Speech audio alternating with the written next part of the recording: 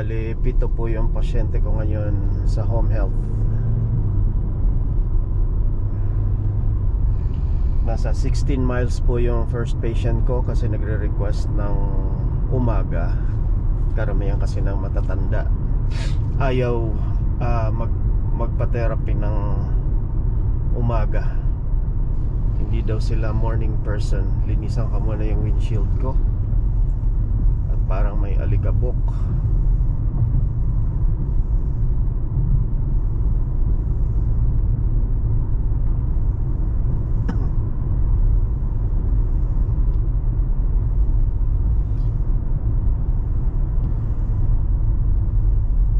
Dahan-dahan din pa ako dito kasi minsan may nakatagong pulis dyan sa gilid. Bale 40 miles per hour ang speed limit.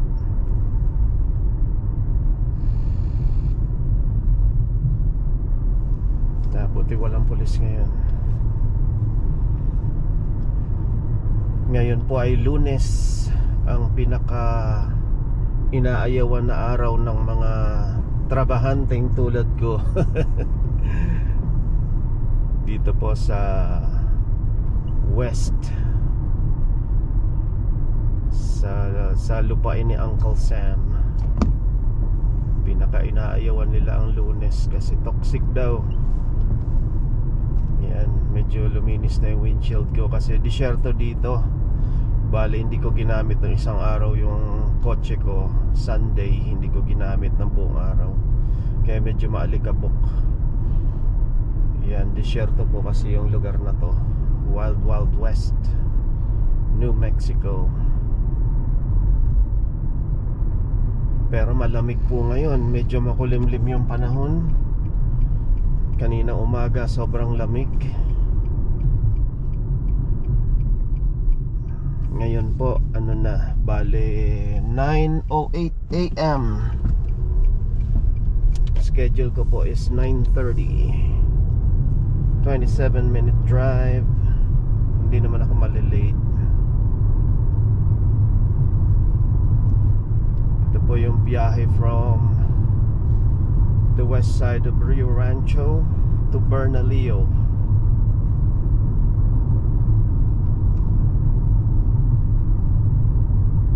Bale, ang work ko po ngayon from 9:30 in the morning. Ay, may meeting pala kami. So, nag-umpisa pala kami ng 8:30 to 9. Araw-araw po na meeting, online meeting. Nasa bahay ako noon, nakiki-meeting. Tapos from 9:30 to approximately 5:15 PM. Yan, dire-diretso pong trabaho yan. May 7 patients po ako.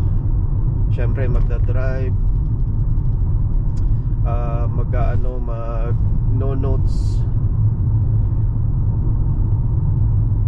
Hindi na pa ako kumakain ng lunch. Bale, tubig-tubig lang kasi naka-intermittent fasting po ako. Bibirahin ko na lang po ng kain mamaya ng hapon pagkagaling sa work kasi meron akong window ng kain. Actually 2 PM to 8 PM. So pero mas mahaba ang fasting ko niyan kasi dadating ako sa bahay mga 5:30 na. So yun pa ang mangyayari. So kain lang ng kain 5:30 to 8. Tapos after 8 PM wala nang kain ulit. Yan, napaka-healthy po niyan, intermittent fasting. Para napapahingahan po yung tiyan natin. Saka nababawasan din yung timbang kasi medyo overweight po ako ngayon. Hindi naman po masama yan unless na meron ka ng acid reflux. Basta panay inom ka lang ng tubig. Dapat marami ka ring tubig na iniinom. Yan, ganito po dito ang dinadaanan papuntang Bernalillo. Marami po dito mga bulubundukin sa New Mexico.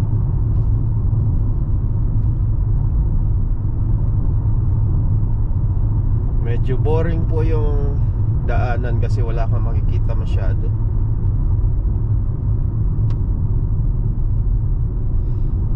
Yan, kakaliwa na po ako dyan sa stoplight. Ayun, dapat makahabol sa green light. Kasi pag hindi ako nakahabol sa green light, matagal po ang stop niyan.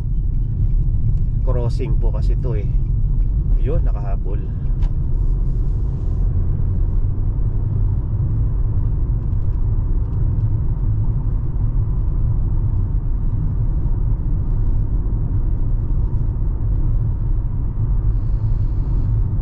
First patient of the week, Monday. Anong petsa na po ngayon? May 3. May 4 na pala. May 4 na 2026. So bukas may okasyon dito sa New Mexico. Ang tinatawag nila na Cinco de Mayo. Yan po, matagal ng tradisyon dito yan. Cinco de Mayo daw ang celebration. Pero hindi naman lahat nagse-celebrate niyan. Usually yung mga Hispanics ang nagse-celebrate ng Cinco de Mayo.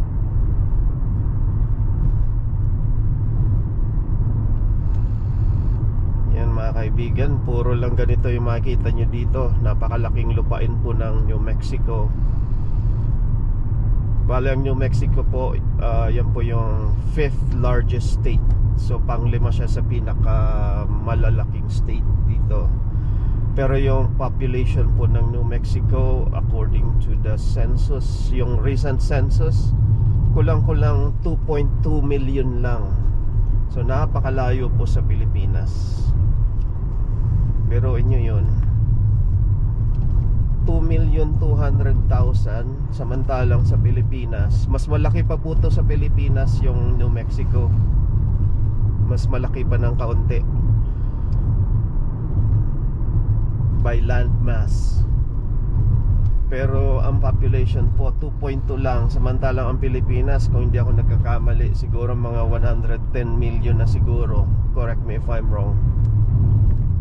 Medyo dami ng tao po sa Pilipinas.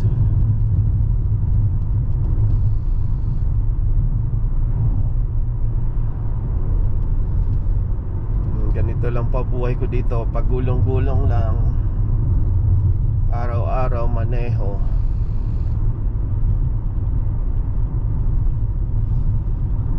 Kaya kahit nakapikit ka, pwede na magmaneho eh. Ay, sa 10 taon na ako ditong nagmamaneho araw-araw. Tapos workaholic pa, nagtatrabaho ng kadalasan hanggang Sabado. Yan, ganyan lang po para sa ekonomiya. Ayan, kakada na po ako dito. Ito na po yung tinatawag na Paseo del Volcan Boulevard. Medyo mabilis na yung speed limit dito, mga 55 na banda roon. Pero dito nagpi-55 na agad ako. Kasi yun na yung tradition dito. Pag lumiko ka, mag-55 ka na agad. Yan, 55 miles per hour po yan. Kung makikita nyo yung speed limit sign, yan, nasa kanan ko. Yan, 55. Mabilis na po yan. Kung sa kilometers, nasa 80 kilometers na siya. Kulang-kulang 100 na yung takbo ko eh. Ito po, maliliit na kalsada lang po to dito. Pero ganyan na po yung speed limit. Kaya sanay na tayo. Noong una ko pong salta dito sa US, grabe, kabadong-kabado ako mag-drive. Kasi hindi naman ganito kabibilis sa Pilipinas eh.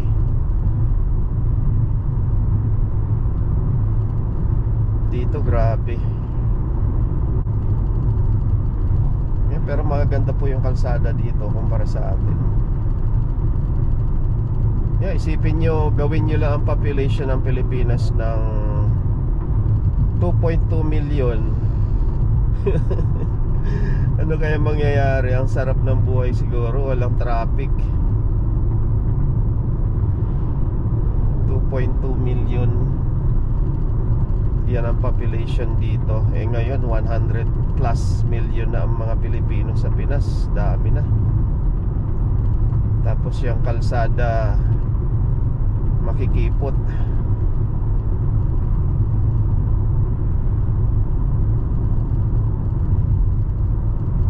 Yan, ang ganda rin ang bundok oh. Kita na naman yung East Mountains.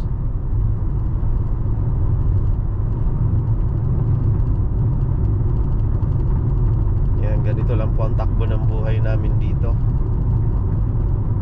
Ng home health physical therapist pupunta sa bahay ng pasyente kasi mas kino-cover po yan ng health insurance.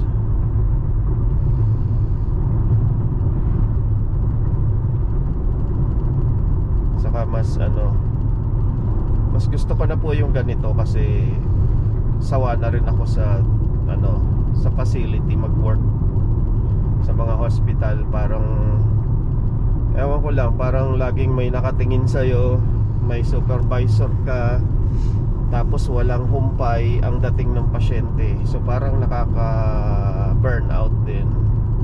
At least pa nagdadrive, marami kang nakikitang lugar. Yun nga lang, risky kasi pwede kang maaksidente. Sa talambuhay ko dito, nakadalawang rear end ako. Ako yung na rear end, pero hindi naman ako na yung kotse lang. Hindi ko po kasalanan.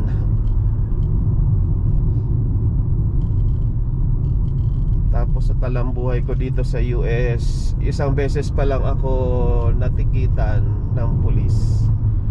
Pero ano po yon sa neighborhood area. Bale, nagmamadali kasi kami noon kasi dadali namin sa veterinary yung aso namin. Nung puppy pa yung aso namin, nagkasakit, nagmamadali ho kami. Neighborhood area dun sa bandang Albuquerque City po yon, yung pinaka-busing city. Doon kami tumira dati. Pagdaan dun sa neighborhood, yung speed limit lang po pala is 30 miles per hour. Ang takbo ko nasa 36. Napaka-stricto ng police, tinikitan agad ako. Kaya yung po ang pinakauna kong ticket. Yun, after nun wala na akong ticket. Sumusunod na po ako sa speed limit. Tas matalas na rin po yung mata ko sa mga pulis.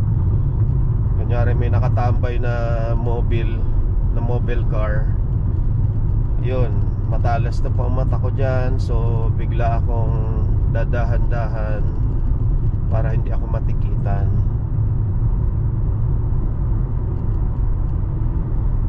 Yun, eksakto ang dating ko sa bahay ng patient, 9:30 AM.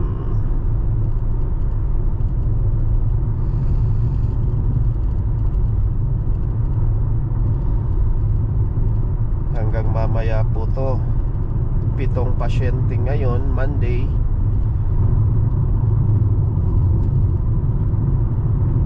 Tapos baka mag-work uli ako ng hanggang Sabado. Depende. Mag-work ulit.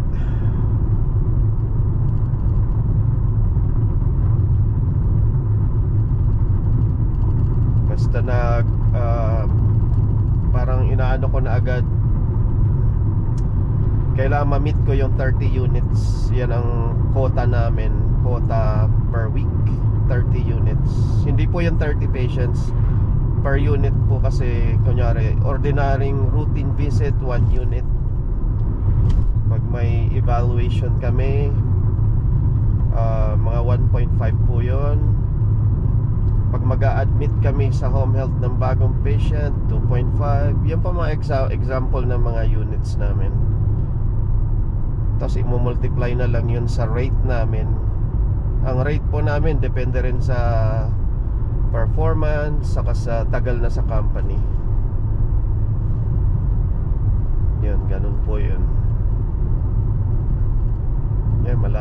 ako sa ano, kakaliwa na ako sa Highway 550.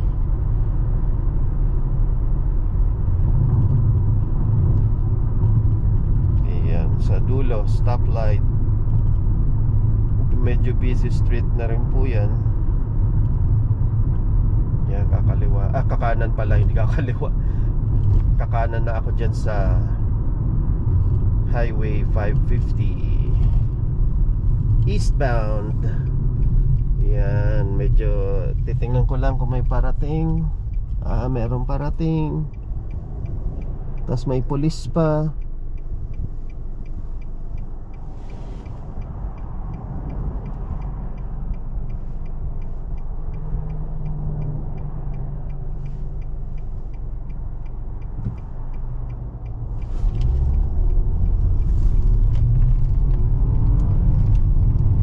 Bira. Yung ganda ng bundok, mga kaibigan. Tingnan nyo naman. Ang ganda. Yan ang magandang view dito sa papuntang eastbound Highway 550. Sa bandang ano na po ito sakop na ng Bernalillo County. Kasi yung pinanggalingan ko na kanina, Rio Rancho, ano po yon, Sandoval County. Ganito po dito ang mga tawagan dyan.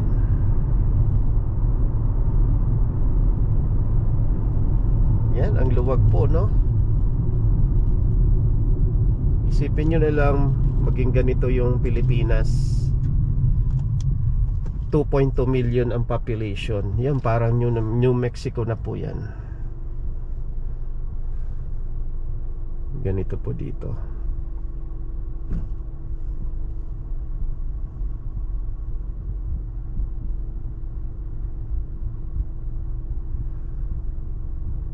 Yan, Rio Rancho to Bernalillo.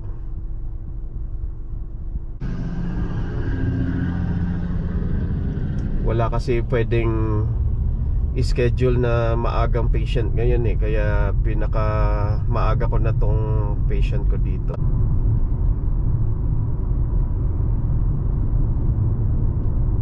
Yan, kakanan na ako dito kasi change lane tayo. Kasi mamaya kakanan na sa bandang dulo. Medyo maraming stoplights po dito.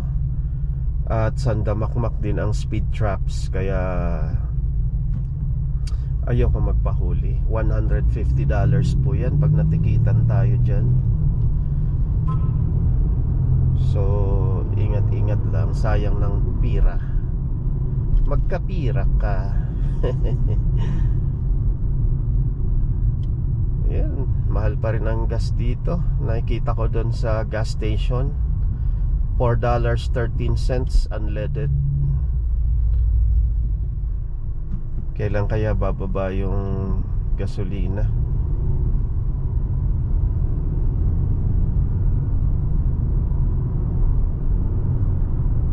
$40 miles per hour na po dito ang speed limit. At marami na po kasing mga establishment dito na business facilities.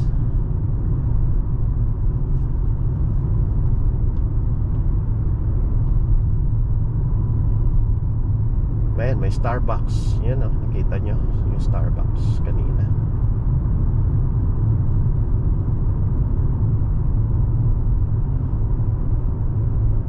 Ganito lang po dito, malawak ang kalsada, malayo ang dinadrive, mabibilis ang sasakyan.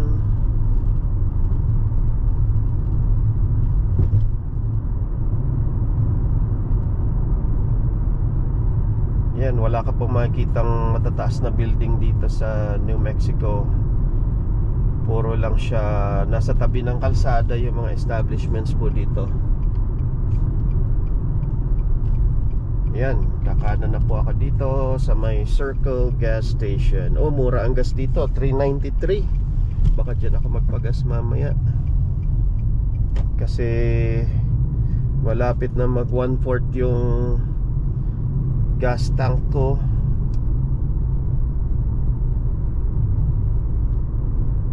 Dito 35 miles per hour, residential area. Yan, malapit na ako sa bahay ng first patient ko.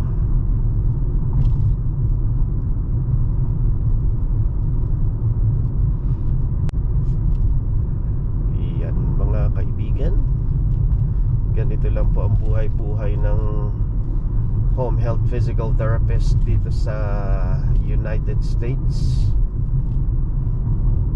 Mamaya mag-i-English na naman, nosebleed. Sa dapat labas sa ilong para para hindi tayo mahalatang hindi taga rito.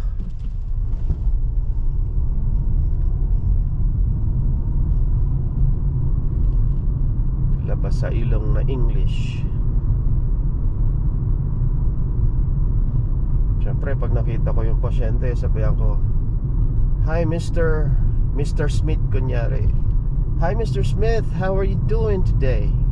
Ganon-ganon lang ang style niyan mga kaibigan. "Oh, you're back? Oh, I'm sorry to hear that, but here's what I can do." Giatay, uy. Ayan na naman tayo. Nakakasawa na rin mag-English dito. Araw-araw na lang. Ito, kakanan ako dito sa street na to, as in dito na yung bahay ng pasyente. So i-off ko na yung camera pag malapit na, kasi hindi ko po pwedeng ipakita sa video. Madadali tayo ng privacy practice law na tinatawag na HIPAA law na amyendahan noong 1996.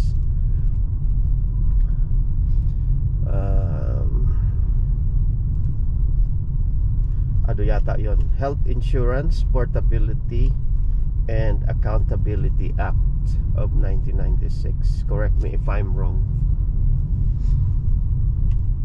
Sige po mga kaibigan, i-off ko na. Salamat po. Bye.